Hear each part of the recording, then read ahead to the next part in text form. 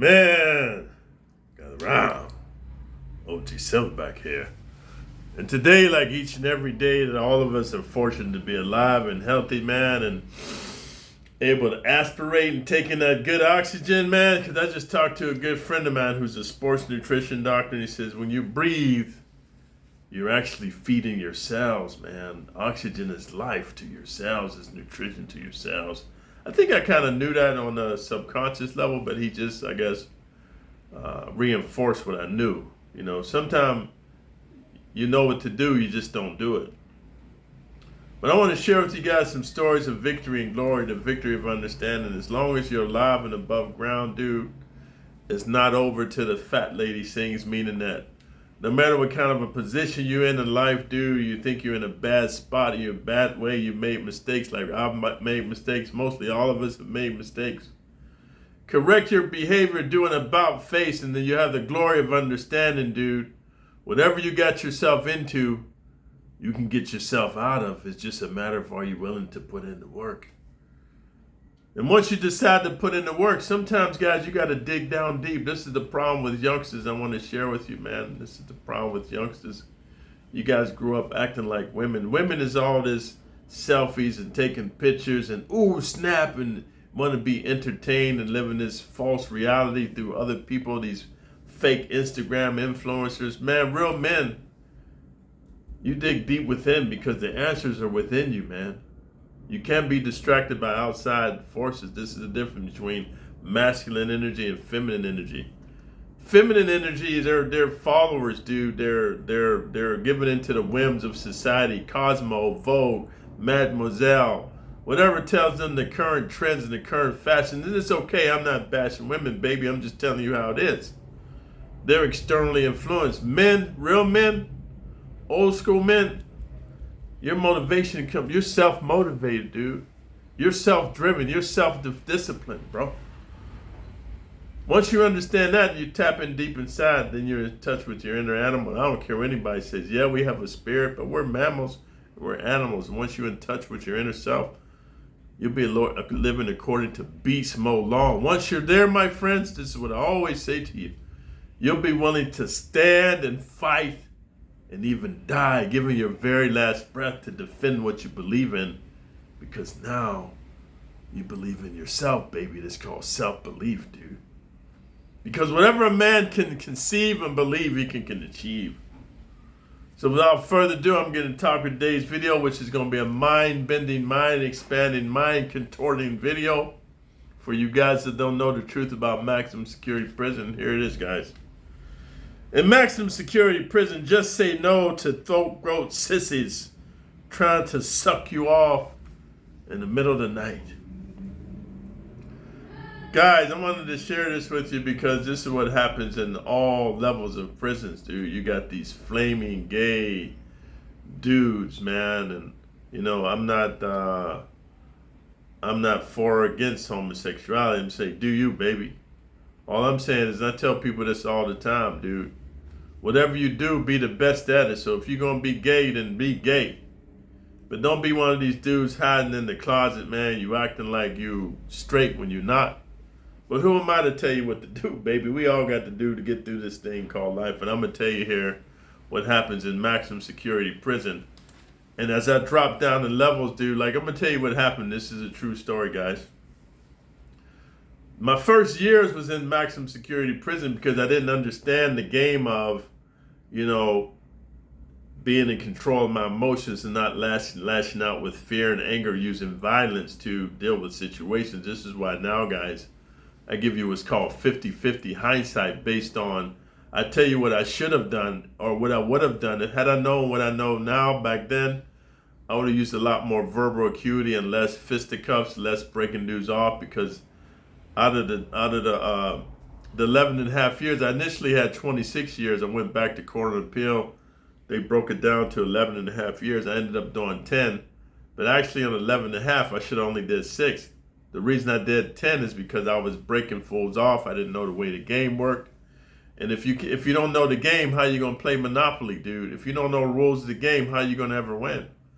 So what I'm telling you is this, guys. I came to a realization that You can't just lash out, dude. You got to learn to play the game, whether it's psychological manipulation, dude, persuasion, coercion, whatever the situation is. But the majority of my time was done in maximum security prison, and most of it was in the segregated housing unit because, dude, every time I came out, I was filled with anger and just disgust and rage, and I was striking out. I was striking out, lashing out. And then once I understood the way the game was played, I did the majority of my time. So as I dropped, and I just want to give you a straight synopsis, dropped down to level 3. I'm there for a couple years. Then I dropped down to level 2. I think I'm there for a couple years. Then I finish off at level 1. So out of the 10 years, I did 1 at level 2. I did 2 at level. I did 2 at level 2, and I did 2 at level 3. The rest of it was maximum security segregated housing unit. So I want to share with you, dude, what I've noticed about the flaming gay dudes, the undercover gay dudes, and that's why I use the word sissy. A sissy is a derogatory term, and I'm not here to be derogatory toward openly gay dudes or homosexual guys. I'm just sharing with you a term that you can understand what I'm talking about, because when you use the word punk can mean somebody just got, you got punked, or you got bullied, or you got dominated. It doesn't necessarily mean you openly gay sissy who loves swallowing babies from men's nutsacks. So this is very important because this is what happens in maximum security prison, whether it's your cellie, he's an undercover gay dude, man, or it's a dude that's a flamingly gay dude, or it's a transsexual dude that's in there, what you guys call a transformer. What they'll do is they'll come at you, man, in a way like they're just trying to help you out. And they say, hey, sometimes it's hard to sleep in maximum security prison, dude, whether you're hearing dudes getting butt raped, you're hearing dudes unaliving themselves, you're hearing dudes getting beat to death or stabbed to death. The guards don't care. You're hearing dudes ODing on drugs, man. Prison's a crazy place, dude. You're hearing the mentally insane screaming out and singing and bumping their heads against the wall. Like, dude, it was like the movie with, what was his name? Jack, it was this famous dude, One Flew Over the Cuckoo's Nest. I forget his name. Jack Nelson. Yeah, Jack Nelson, I think his name was. And he played some crazy roles, man. And it's like that. It's just got Silence of the Lamb, crazy cats like that in there. Jeffrey Dahmer, Son of Sam, these kind of cats. And dude, they sing and they yell out at night, all kind of profane things. So you really can't get a good night's sleep. So what'll happen is your cellie will say to you whether he's an undercover gay dude, because normally if you're like me, and I'm just being honest, if I got a dude, I got to tell you something, I went through a lot of cellies, and here's why. First of all, I'm not affiliated, I'm other, so anybody can come into my cell. Gang members, affiliated dudes, Mexican dudes, white dudes, black dudes, Asian dudes, because I'm an other. So other, you can bunk with anybody. And here's the story. When they would put a dude in my cell, I would grill him like this, man. What's your gang affiliation? And what is your sexual orientation, dude? And what is your drug usage? And dude be like, hey, man, who are you to ask me all these questions? I said, I'm the dude that if you don't got the right answers, I'm going to break your fucking bitch ass off. So we can, in this interview right now, I'll break your bitch ass off, because I ain't staying with a silly motherfucker, soft motherfucker, dude getting busted up in his cheeks, a dude just swallowing babies from another man's nutsack, a drug addict, or a gang member. So let's handle your business right now. And then they bang on the door. Man down, officer. And the officer come in there. What man is down? I'm about to be down because this fool, man, he talking about breaking me off, man. And I'd be like, officer, I don't know what he talking about. And dude be like, I can't stay with this dude. Something wrong with him. And then they look at my jacket. I'm on psych meds, because I was a J-Cat, dude. I'm on psych meds, hot meds. I got violence against gang members, dude. I'm just on some savage stuff. So they just go ahead and move the dude out back into, I think it's called classification, to reclassify him to another cell that opens up. So then I might have like 30 days to myself in my, not the shoe, but in my own cell. I'm sharing that with you because, dude, when a flaming gay dude would try to become my cellie, I tell him like this, no, my man, it don't work like, I'm not a man, I'm a woman. Okay, check this out. You might think you're a woman in your mind, but I'm gonna tell you what, if you stay up in here with me, I'm gonna rip your testicles off and shove them up your ass, and then you're gonna see what it feels like to be a fake woman, you fucking sorry motherfucker. And I'm not saying I hate gay people, but dude, I don't want nobody that's gay, on drugs, dude, or a gang member, or a pedophile in my cell, or a rapist. This is my right as a savage warrior, as a savage barbarian, psychopath, sociopath. Fuck you and fuck your mama. So they would get up out of there. And the reason I'm telling you this, and I made a video about this, guys, if you're in maximum security prison because you're a hard-headed mofo and you don't listen to what I've been telling you about the straight and narrow, and you in maximum security prison, and the darts try to put a gay dude in your cell, dude, that's a recipe for disaster, bro, because this is, look here, man, he's a homosexual. He's attracted to the same. Homo means same. He's attracted to the same sex, so dude's going to be trying to get at you like, it's just like, imagine this, guys. I'm trying to help you youngsters understand this. Maybe your OGs can follow me, but let's say we was in a prison like the fictional prison Escape from New York, where there's men and women in prison.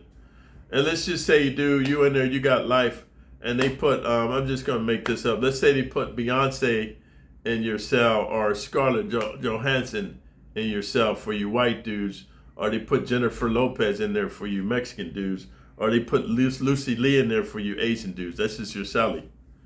And then old girl tells you like, hey, I'm just here to do my time, and I ain't trying to have no relationships. I just want to do my time, and what I mean, until they give me the death penalty. So, dude, if you're a heterosexual male, you're looking at her, she's fine as hell, dude. It's just human nature. You're going to be getting at her. You're going to be studying her. How can I get her to suck me off? And how can I go up in her doggy style, missionary, monkey double backflips, all kind of shit you're thinking in your mind every night, dude. You might even start masturbating in front of her and showing her your boner. Like, you're trying to figure out a way because you got a hot celly, right? Well, this is the same way that the homosexual and openly gay dudes think, bro. They trying to get at you. They trying to get your seed deep up in them, right? They want to suck you off because they're getting the protein because the food in prison is nutrient lacking. So I'm trying to explain to you guys, if you got a gay dude in your cell, get him out of your cell because it's going to end up being a problem. Either he's going to overpower you, he's going to seduce you, dude, he's going to coerce you, he's going to trick you, he's going to trap you. And this is what it comes down to the title of this video. In maximum security prison, just say no to a throat goat sissy trying to suck you off to get you through the night. What they're going to do is they're going to study your pattern, because in prison you ain't got nothing better to do than to study somebody's program. Everybody's got a program. And for the guys that didn't know me in prison, they called me the monk, dude, because all I did was I went to religious services, I went to the law library, I read all kind of books, I did martial arts, worked out and ran and lift weights. That was it, dude. I didn't get no visits, bro. You know what I mean? So I didn't have to worry about that. I just went to religious services, I went to school, and I went to work, and I worked out. I didn't talk to nobody in the pen, dude. I was a loner. They called me the monk. Now, the youngsters that knew me from the streets call me OG Silverback, because that's the name I got in San Quentin during the race ride that was happening in the kitchen. But the ones that didn't know me, nah, that dude's just a crazy ass monk, dude. That's the monk dude. He don't talk to nobody. He just do martial arts and read books. So the reason I'm telling you that, dude, is just like, I didn't want to have nothing to do with no gay dudes, no gang members, no drug dealers, no nothing, man. So what happens is, dude, when you got a dude in your cell, they just study your program. They study what time you get up, what time you go to work, what time you use the bathroom, if you get phone calls, if you get visits, if you get letters. They study you like not like a psychiatrist, but like a predator studying a prey. This is what I'm trying to tell you. And just because a dude is openly gay, he wants to suck you off. Let me tell you the problem here.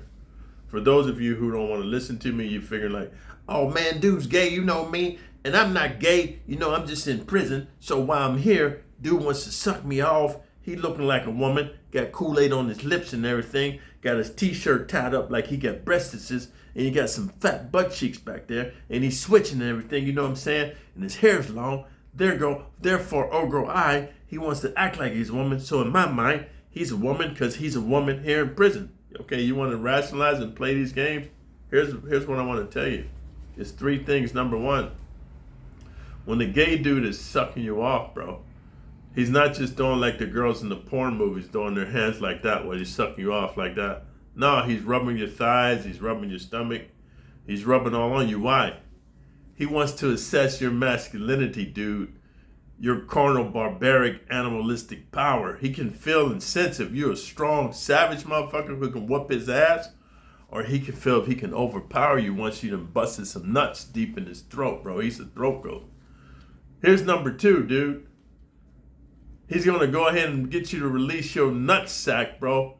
And I don't know if you guys believe this or not. It's true. When you bust nuts, you're temporarily weak, bro. Like you busting nuts, you're giving up all your life essence, your cells, your DNA, your chromosome, your semen. You're busting nuts. So then all of a sudden, you ever notice when you bust a nut, you go to sleep? And then here's number 3, dude. He's setting you up for the kill, bro. He's setting you up for the kill. See, this is the whole thing. Guys that like to suck wee-wee, man, they like to suck wee-wee because they want their wee-wee sucked.